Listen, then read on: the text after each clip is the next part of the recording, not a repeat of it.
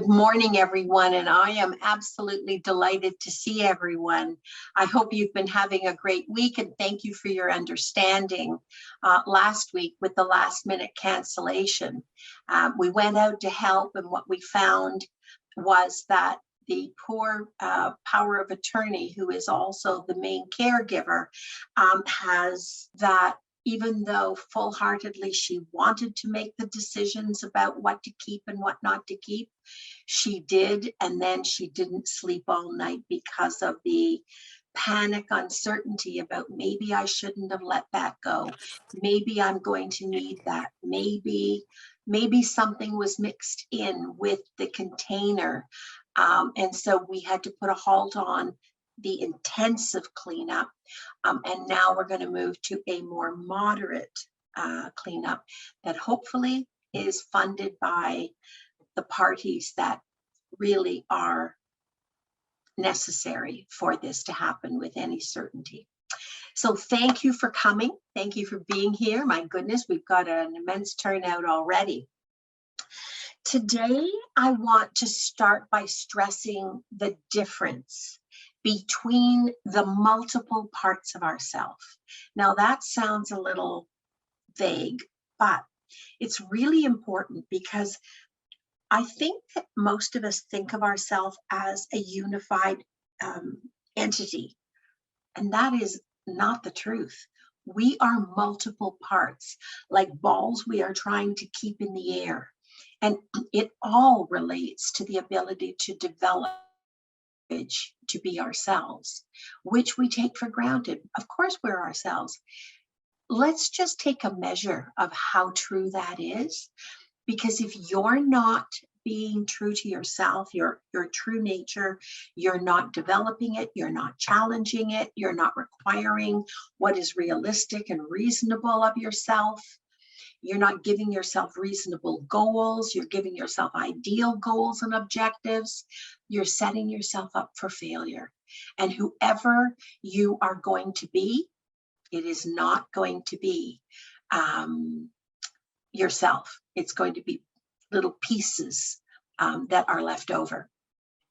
So all parts of ourself are, just one second, I made a mistake. All parts of ourself require adequate attention, adequate care. When we talk about self-care, it isn't a package deal. That's what I want to make clear to everybody. If you overgeneralize what you need to be attending to, you're probably missing parts that then are going to exact a price. All right, if we don't factor in the right pieces to attend to and we don't understand their interplay, we can't expect the machine we are, the part of ourselves that is a machine, right, to support moving forward in a predictable, reliable way. It gets to be kind of maybe an ad hoc. I'm hoping that in having this discussion, it will underscore the importance of how we all, each and every one of us, need to approach repairing the neglect that we have subjected our bodily needs to. Now, our bodily needs, our machine needs are our body, our physical self, our mental health needs. But there's another piece to that that often made synonymous with, just came up with a new word, our emotional needs as well. Our emotional needs are not necessarily just our mental health needs. Our mental health needs break out into two parts. The machine that is the brain, it's the tool, it's the machine that's going to make our emotional needs possible, healthy. So our bodily or physical needs are primarily about the machine that is our body, but it's our entire body. Our head is not a subset. It's part of the machine. All right. Our mental health needs are about both the machine, the brain, that is the organ or the muscle, and our needs, all right? The mind is the organ. It's the organ. It is the machine, the brain, that thing that shows up on a CAT scan or an MRI, all right? But it also has a second component to it, a second chamber, and the second chamber are our emotional needs, all right? Now, what dictates what we have to work with? We've talked a little bit about this before. The chemicals, the hormones that we provide the organ, the machine, that is like the gas in the tank of your car, all right? And the chemicals we send in the way of pain, distraction, anxiety, depression, that is also a chemical. It plays out in action, in feelings, all right? But it is also a chemical response in your brain, all right? And the hormones we produce when we experience happiness, joy, anxiety, depression, frustration, fear, overwhelmed. Anybody here ever heard of the word overwhelmed? Okay, that is like the pump that is pumping the hormones to your brain that you're not going to get the fuel you need to take the action or make the choice you want to, because our hormonal response produces and sends the fuel by pumping it through our system to our brain, the muscle, the organ, the machine. The emotional needs we have, that's a function of what we do when this machine is humming over, when it's getting whatever chemicals, hormones we're sending it by our responses, by the food we eat even, all right? By how much physical activity we get. We can give ourselves our own shots of dopamine and serotonin by physical exercise. That's why it's such a great adjunct to depression, all right? Not because it gets us in some airy-fairy, change your mind, get out of the stress, all right? Because it actually produces hormones that it's sending that your brain needs, all right? So our emotional needs, though, and we do have those, they are integral to who we are. That is born of what we do with those hormonal responses and chemical responses. How do we decide what our emotional needs, or how do we influence? We don't actually decide, but how do we influence what our emotional needs are and how well we can process them? We do it by the meaning and therefore the choices we make. The meaning we apply to things is the vast majority of time the thing that hurts us and disables us, and reduces the options that we are even capable of seeing, let alone giving ourselves the option to take and follow and try, all right? When we apply the meaning, the importance to what the event is, we generate signals to our brain. This is good, this is bad, this is fearful, this is uncertain, this is overwhelming, this is fill in the blank, all right? The meaning we apply to things is exactly what we end up with as a package deal for our emotional needs. And those are the things that we need to start to fill. So we need to peel back the lid on that. Do you realize that we have just come full loop back to as a result of our hormonal response, all right, that we can influence in many ways. Maybe some of that for a temporary time is getting the right medication. Maybe it is reprioritizing and getting out and doing physical activities, physical exercise that we're capable of. We don't have to be cross-country runners, all right? That each one of us has a capacity for solution that fits with our limitations. When I was preparing this material for you, I mean, you know it here, but sometimes you go, wow. I was amazed at what a marvelously interdependent and well-oiled machine our body and mind are. All right. I was also reminded that how we use that interdependence, it's not entirely within our purview to change, but it is possibly the most important part, that in our own hands, we have the ability to influence. What are you doing currently? I want you to take an inventory. What's the problem? What's supporting it? All right. What options am I giving myself that are there for everybody?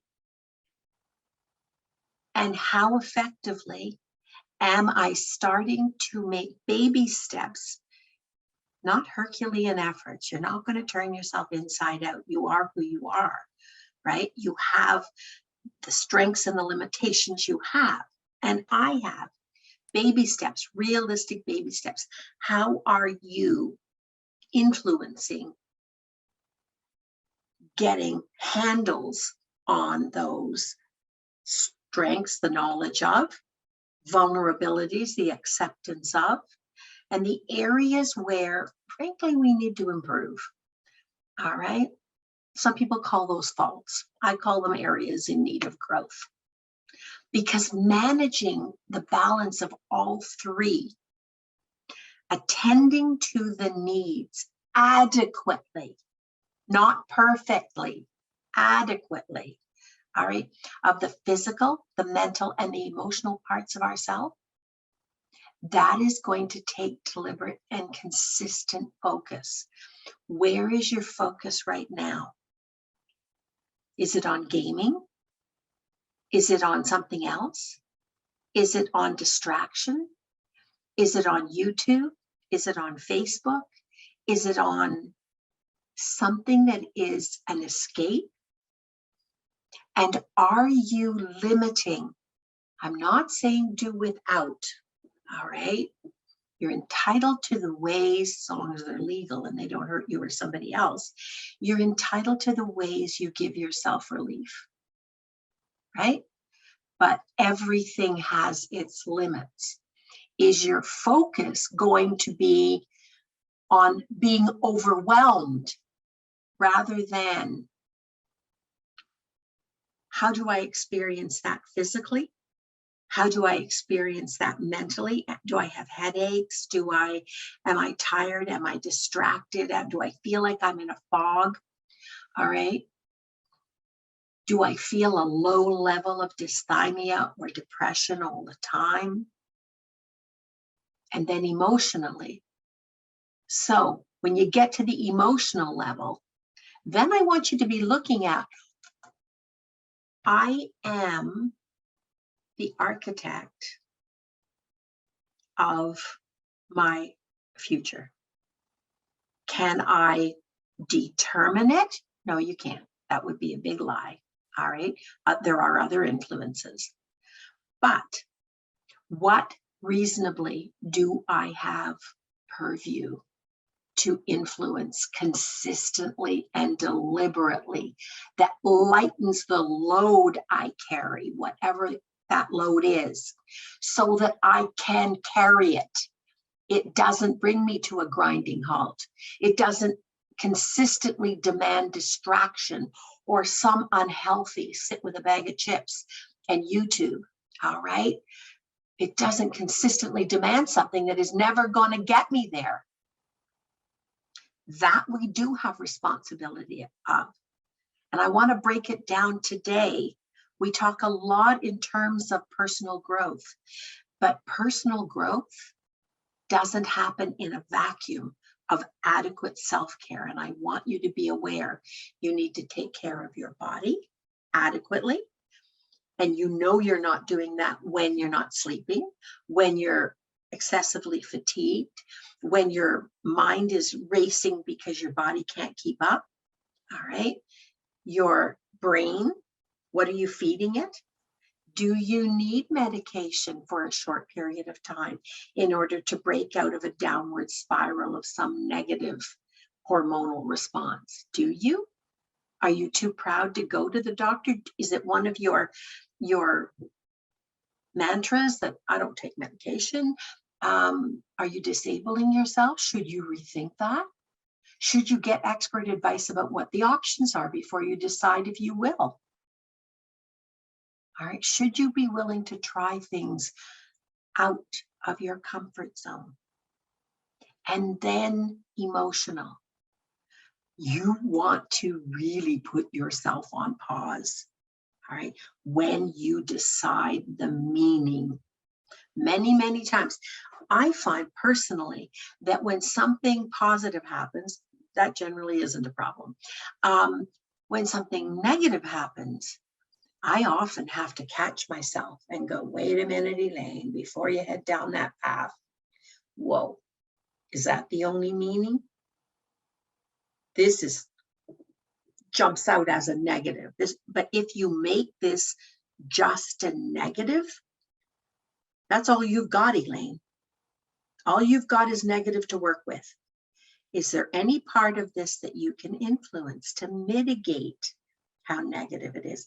And almost always when I slow myself down and I have a truthful talk to myself, what do I know and what do I have in the way of skills or experience? What do I have to arm myself to lessen the negative impact? All right. An example, I can't give you the specifics because it would be a breach of confidentiality, but I'll give you the outline. A month ago, we had our team working with a client. The poor client was the butt of this. Had a very, very like an extremely negative and upsetting experience with an agency. All right, in real time. Well, in experiencing that, it took me a little while to put the brakes on and to come away and say, is it just a negative? Or is there an opportunity here? So I decided that the opportunity, without personalizing it, was to write a letter of concern to the head honcho of that organization. All right? Rather than be a part of the group that was victimized by the abuse of this representative. All right.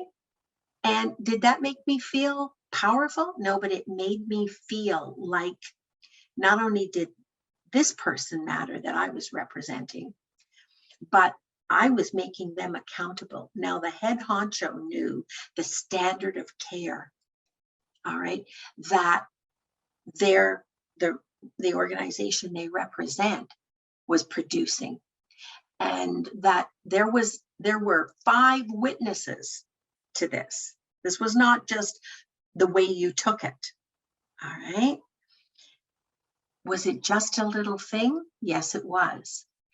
But when I called back to find out the address and the address, I would mail it, of the head honcho, I outlined what had happened to a second representative. All right. These are talking baby steps of influence. Somehow I think that second representative beat the drums because amazingly, recently, we've had a complete turnaround, apologies, a complete turnaround, and practical support. Now, I could have walked away a victim.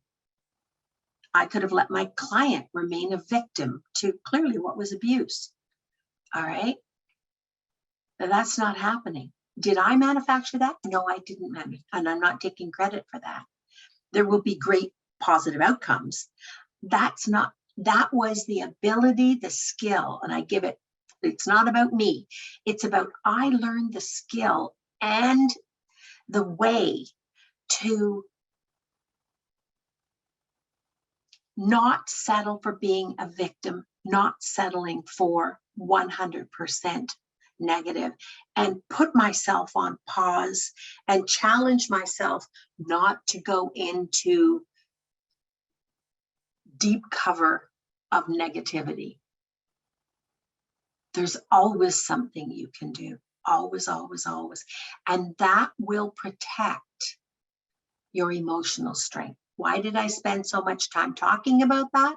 Because let's start considering what emotional strength is and what the lack of it does to you, how it derails you about our very topic, which is being yourself, the ability to find and develop and hold on to the courage to be who you are, who you were meant to be. Because the emotional strength, that's our fuel. All right. The hormones aren't necessarily our fuel unless we do something with them. They have a time limited value. They're going to race through our system. They're going to burn out. They're going to turn into something else. They're going to dissipate. They're part of the machinery. It's what you do with your emotional strength. When you turn it into, how can this meet a need I have or somebody I'm responsible for, like a client in my case, a disabled client. Okay, what can I do with this rather than just sit and feel it? The emotional strength is the fuel for physical strength. And here's the catch: perseverance, because nothing's going to happen without perseverance. This is not a one-off activity, all right? And emotional strength comes from a solid, not always present, but it's there. You know it's there. You can reach down and find enough of it. Healthy sense of self-esteem. I had to understand, not that I'm the most important, or that in this paradigm of abuse of a client, that I was even the most important. But what I did was, even though I was completely discombobulated by it, I tell you, okay, I thought I'd seen and heard everything. I put myself on pause. I didn't allow myself to react and decide on the meaning, because at that point I was limited. I was limiting my options if I went down the rabbit hole, all right, of anger and whatever, all right. And I held on to the fact that not only am I worthy of more respect, adequate respect, you don't have, it's not that I'm more important than anybody else, but I'm worthy of respect for what I'm trying to do here. And so is my client. I don't care how disabled, I don't care how dysfunctional, they're worthy of respect. All right. Holding on to, and I tell you, there were moments where it was a battle to hold on to that. I wanted to go down that rabbit hole. I wanted to go down that rabbit hole and find out how this person, where they live, da da da da da. Okay. Hold on. Don't go down the rabbit hole. Start by don't go down the rabbit hole when you're feeling overwhelmed or you're feeling something. Go back to, even though I don't have a strong hold on it right now, I am worthy of better than this, more than this. all right? Even if you're 100% wrong, so long as you haven't deliberately hurt somebody else or yourself, you are worthy of more than you're getting right now. Listen to that part of yourself that's saying, what about me? Yeah, but what about me? Because emotionally healthy men and women know themselves. They know themselves well enough that even when they're disabled by some sort of immense event, they can put themselves on pause long enough to reach down and hold on to their self-worth and their self-respect. All right. And that includes not just the good things about you, but it includes the vulnerabilities you have too. You don't have to be better than, you don't have to be perfect. You can have warts and moles and areas that in need of growth. You can have areas where clearly you need to grow and learn. You are still worthy. You need to know that. And you need to focus on, when I decided what I would do about that situation, rather than just be a victim of it, one of the many victims of it, I decided to, this sounds hokey, I know, but it's true. I decided to walk the talk. I decided to honor a strength that I had, born of 35 years of experience working with organizations. And I'll tell you, at the moment I was reaching for the rabbit hole, it took a little while to remind myself, all right, what do you know? What do you have to address this situation? And it is a search that is worthy of making, no matter how overwhelmed you are. Ask yourself, what do I know? And what are my strengths? And forget, for the time being, your vulnerabilities and your weaknesses, the things that aren't going right. Just let them sit. What do I have to work with here? And you do have something. If you have the willingness to be here today, and most of you I see every week, all right, you have strengths and you know it. You know it. All right. They should be a list in your head that you can find no matter how much duress you're under. You should be really familiar with those. It doesn't make you better than anybody else, but it makes you capable and competent in your own unique way. It's part of who you are. Don't give it up to, this terrible thing happened and I feel, okay, I'm Irish. I felt like, where are the gloves? It's innate in my upbringing. It's innate in my culture. All right. Honor your strengths, because when you observe yourself non-judgmentally, okay, and I had to do that to hold on to the edge of the rabbit hole and not go down it into real anger. All right. I had to observe myself on pause, non-judgmentally. Is that your best choice, Elaine? And what will you get as a result of that? What will you achieve? And will that meet your need? Will that meet this client's needs? All right. So I worked on my weakness. My weakness was go down that rabbit hole and prepare for battle. All right. And I treat myself with the same respect, the same expectations, the same fairness, the same kindness, the same humor when I get it wrong and have to back up a bit, all right, as I treat others. Part of what you need to practice as well, all right, and I've had to practice it many times, is forgiveness for getting it wrong. Sometimes you're going to get it wrong. And having a way to basically symbolically take a backstroke and move back, all right, into the event again, and a refresh, a restart. If you decide that when you make mistakes, that's who you are, whatever the unfortunate end result of that was, is your identity, it's a fault, it's a this, it's a that. No, step outside yourself and observe yourself. What do you feel right now?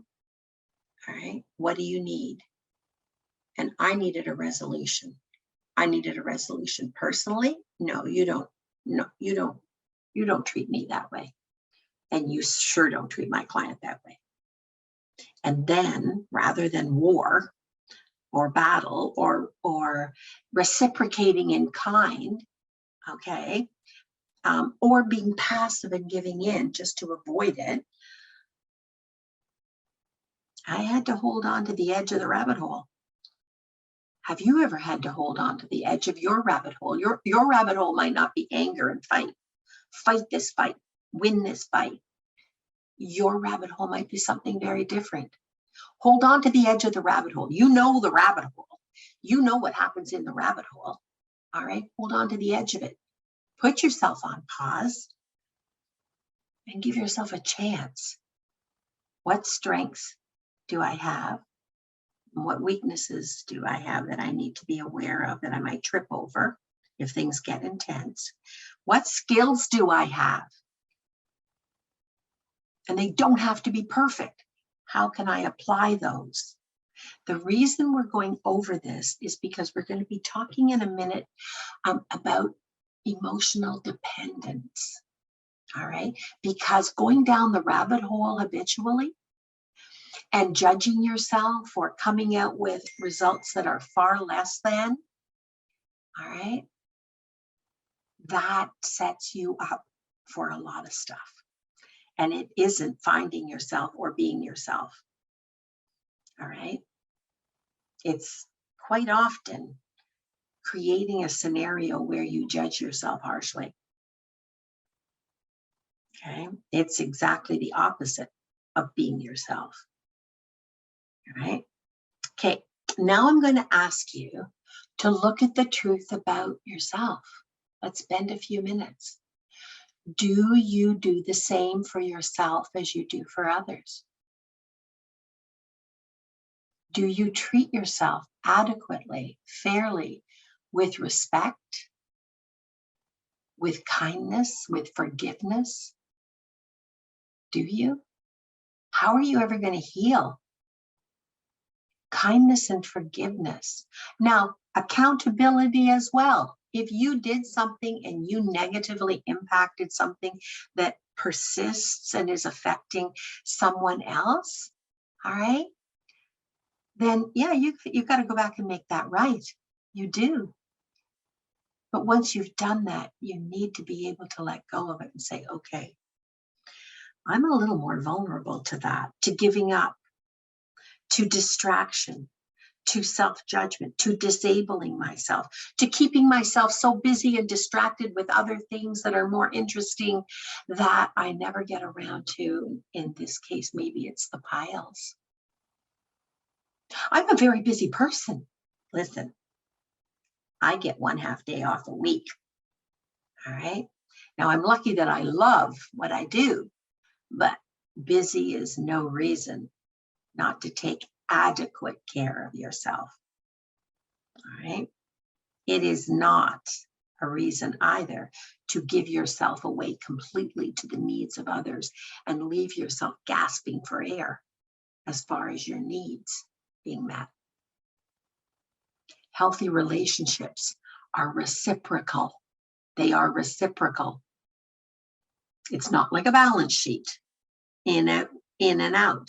It's that if I do something for you, then the relationship contract is that if you can rely on me, I can rely on you. All right. Okay. Now, do you appreciate, or do you write off, oh, well, it's not that much, your strengths? Do you even remind yourself what your strengths are? Right now, could you list a half a dozen strengths you have? Because you have more than a half a dozen strengths. All right. If you're old enough to own a cell phone and be on a computer and know how to use it. That was probably truer in my day than it is today, but you get my point. Okay. Do you appreciate and respect your weaknesses? I am a fighter. I am a fighter by nature. All right. And I've learned to fight battles and do my own share of making out okay, not by having to lift my fists. All right. Do you appreciate your weaknesses? My strength is I'm a fighter. My weakness is I'm a fighter. Okay, you get it? You see where it's a question of how's it going to work for you and whoever you're trying to represent. Okay. And are you aware, have you given enough thought and respect for the areas that you have that are potentially in need of change and growth? Some of that, the change, some of that will be your living environment. All right. All of this is about helping support you to be able to do much more than rectify whatever clutter or hoarding is occurring where you are. All right. That's what these supports are for. It's not a matter of just getting up, making a plan and cleaning the place up and keeping it clean. Okay. Because your strengths, your weaknesses, and the areas in need of growth, okay, they're not your identity. If you don't pay attention to your strengths, if you don't make a point to know what they are so you can reach for them, you can remind yourself when you're under pressure what your strengths are, what your experience is. How useful are those strengths? How easily can you find them and use them when you need them? What are you doing if you don't keep them fresh in your mind? What are you doing? What you're actually doing is creating a destiny to go exactly in the opposite direction. All right, you're not destined to be the weaknesses and failings that you've experienced in your life. But in order to overcome them, you need to know what your strengths are and what do I know? What do I know how to do? And it will be a piece of the solution. Here's a biggie. So it's all fine and dandy to talk about this. All right. Do you dedicate the time necessary and the energy necessary? Or do you go at it compulsively, obsessively? Oh, I've got to devote time and energy. It's got to be exponentially larger than I can manage. All right. Oh, I didn't get around to it. I got busy. How about making a plan that respects the chunks that you legitimately, realistically have for time, for energy, to do the work? Because this isn't happening just by mental awareness. This is happening by work, by fitting it to who you are and what your needs are. And I've got 34 people, 35 people here today. Your needs are all different. There is no list that fits for every one of you. That's the time, that's the energy you need to spend to figure who you are and what you need. And then to realize, how much am I adequately filling the need, the different needs that I as an individual have? Am I doing that? Don't darn wonder you're overwhelmed if you aren't. You're running on empty. Is that good enough for you?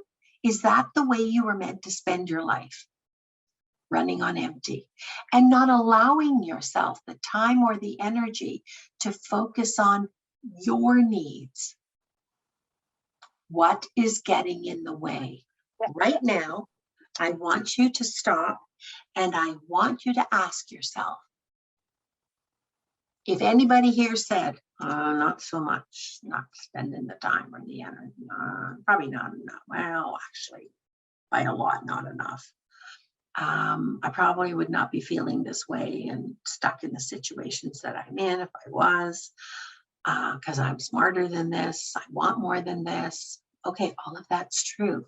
Right now, take out a paper and pen and write down what's getting in the way. What's getting in the way? I'll give you a minute. What is getting in the way of you having adequate, we're not talking unlimited, adequate time and energy to figure out and remind yourself what your strengths, skills, and knowledge base are? That's one.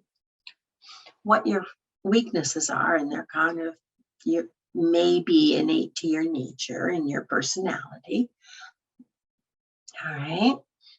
And what are the areas in need of growth? Clearly, you have bumped your head on them and said, you know, I really would like to be better at that. And it isn't quilting or crocheting. All right. It's something about yourself and how you function.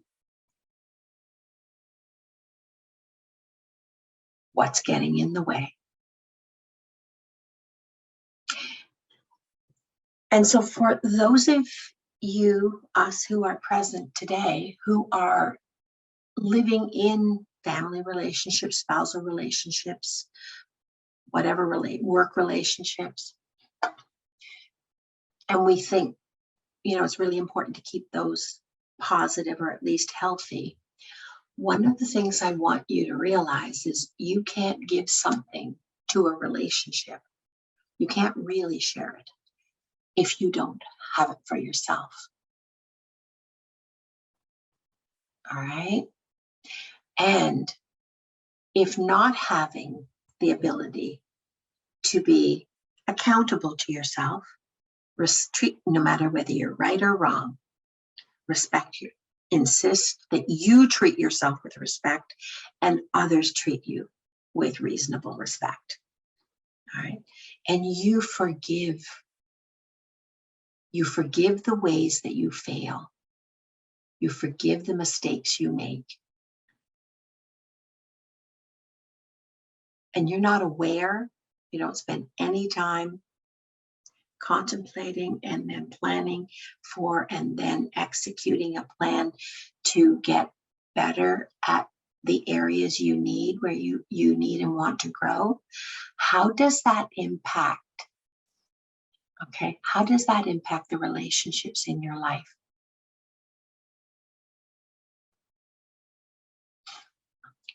And another question, all right, I think it bears asking.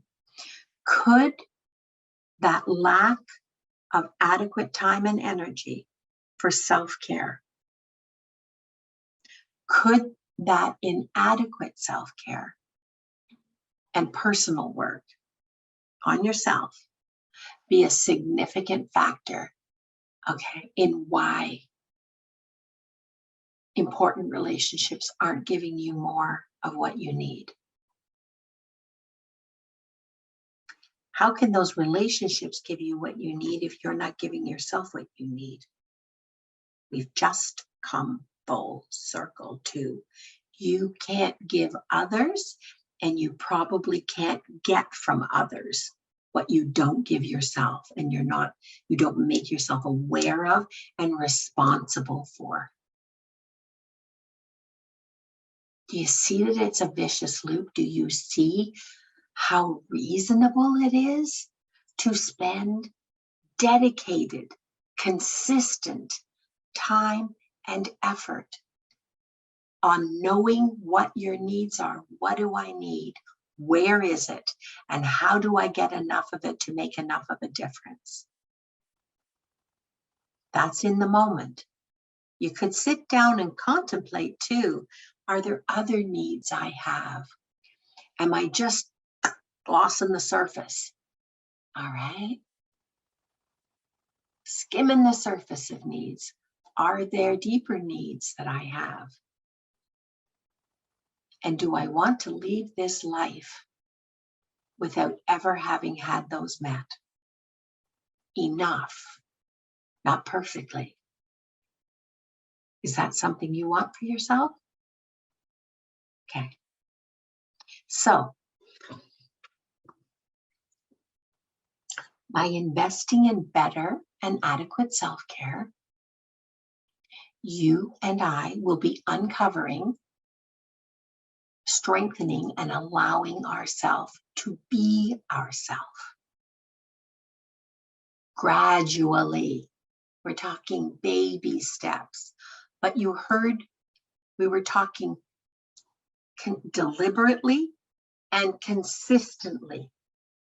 Deliberately and consistently, not just every Wednesday morning.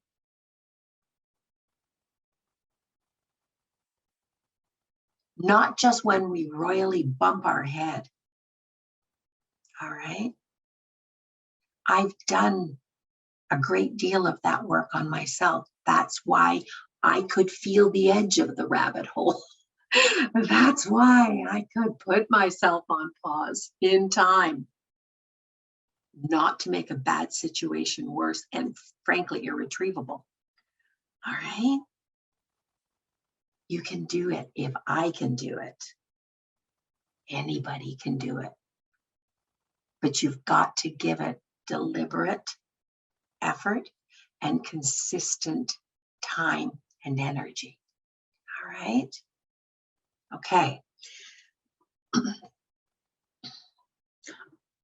Because if you don't do it, are you actually accepting that you remain forever as you are? Overwhelmed, not happy. If you do accept deliberate and consistent time and energy, imperfect, all right, to remind yourself that you and I are growing, learning, developing individuals, people, all right? Do you understand that that growing, learning, developing, I don't want to discourage you here. It's a wonderful thing, all right, to come to a moment of truth with yourself, even if the truth isn't all that great. It's a relief. It's powerful. When you remind yourself and you commit to being a growing, learning, developing human being, you accept that you will continue to grow and learn. And so devoting adequate time and effort, energy, and sometimes learning, which is what I'm trying to do in these podcasts together with you. It makes it an ongoing process. But the exciting thing is you're moving forward, and you're moving forward in a way that meets your needs. And now you've got something to offer a relationship other than emotional dependence, which is what we'll talk about next week. And I love the way Sue Patton-Toll described it. She described it as this process I've been talking to you about is a dance with our soul. All right, it's a dance with our soul. So let me go to the chat room and let me see what we've got in the way of chat. I'm going to do this now. Okay.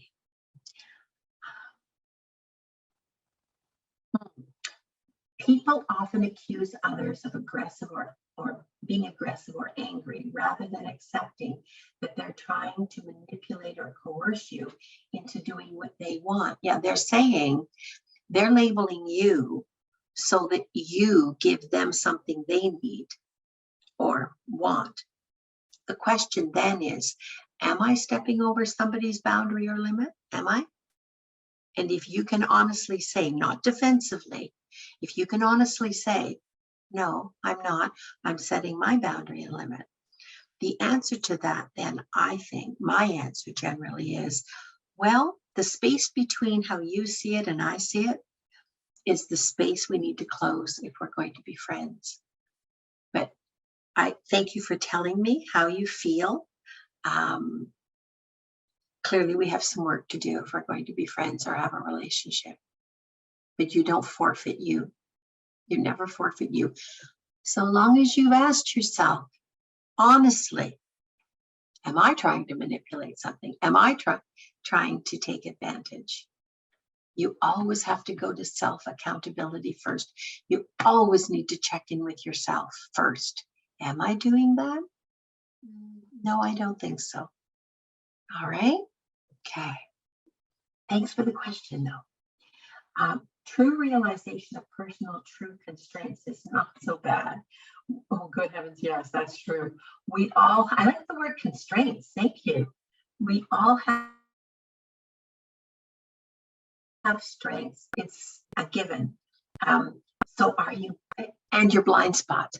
So blind spots would be areas you haven't uncovered. Pull back the blanket, pull back the sheet, pull back the lid and have a look at it. I really think that we don't have to settle for blind spots. And you probably didn't mean it that way either. Yeah, procrastination. So the first place to look, if procrastination is an issue, the first place to look is two or three things. The first place is perfectionism. Are you aiming for something that you conceive of as being so ideal, so out of reach, so I can't ever do that or get there, that it's not actually procrastination, it's giving up because you've set the bar way, way too high? What would it be like on that, rather than to procrastinate? What would it be like to have an image in your mind of a ladder and say, right now, with the way I feel and the resources I have inside and outside, I'm going to take 2 steps up, 2 rungs, going up 2 rungs. Bottom rung, next rung. Okay, and now I'm going to look at it from here. All right, and I'm going to do the other things I need to do. All right, joy, fun, and play, learning, growing, developing human being, the boring aspects of daily work, and reminding yourself that you are a growing, learning, developing human being. All right. Oh, okay. Caught my breath. I'm going up another 2 steps. Think of it as a ladder rather than procrastinating. Procrastinating is an all or nothing concept. All right. And all or nothing is not a good place to be. Okay. There now. Okay. All right.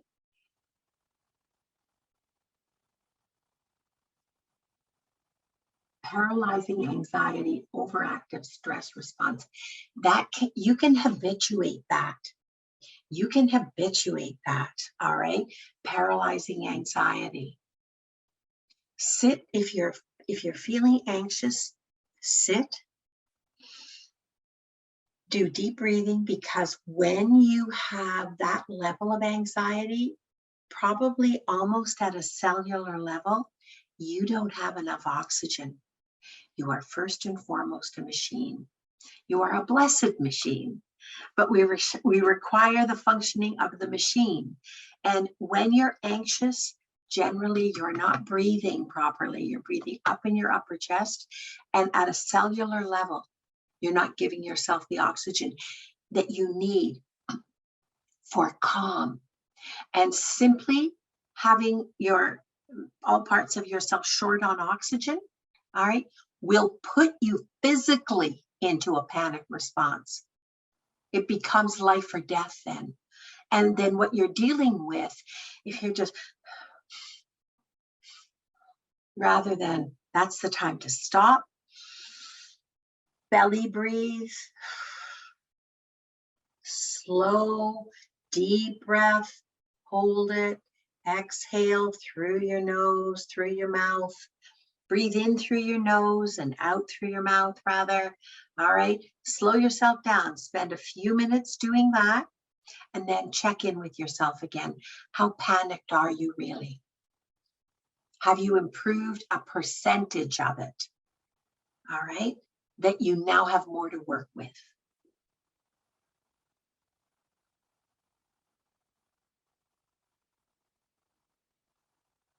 I always feel like when I'm asking assertively for what I want, I come across as, yeah, where did you get that message? As not very nice. I won't say what the word is. I'm afraid of having people walk away because I'm needy or aggressive. So that response was learned somewhere, all right? You need to overlearn it. Maybe it would be helpful once we finish this series to do a short series on what does assertive communication look like? How do you know? What's the checklist for you to know that you're actually being assertive? You're not being all right?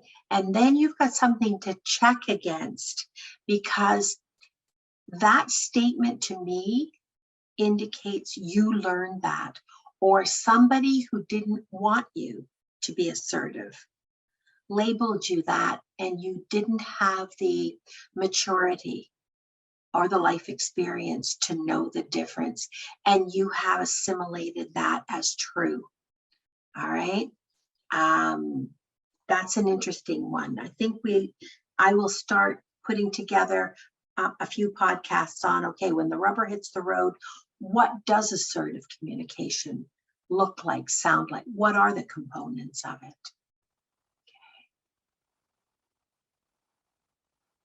I'm just starting to be able to let people know when they're being unfair and judgmental about me. Just letting them know that the statement is not fair stops them from continuing, yes, without going into a fight, keeping it simple, as I'm not trying to be disruptive, but feel I can decide for myself that this activity is good, pleasant, useful for me. I don't require judgment on my actions because they're not what you want. That's true. Isn't the need for retaliation fairly human, that we all need to overcome generally? Yes, it is. To some degree, yes. I think when something is grossly unfair, most people have a need for it to have a little of their own back, or the protection. I think you're right. Retaliation, I would say getting out of a circumstance that is grossly unfair. Thank you for the compliment of the shirt. Here we are.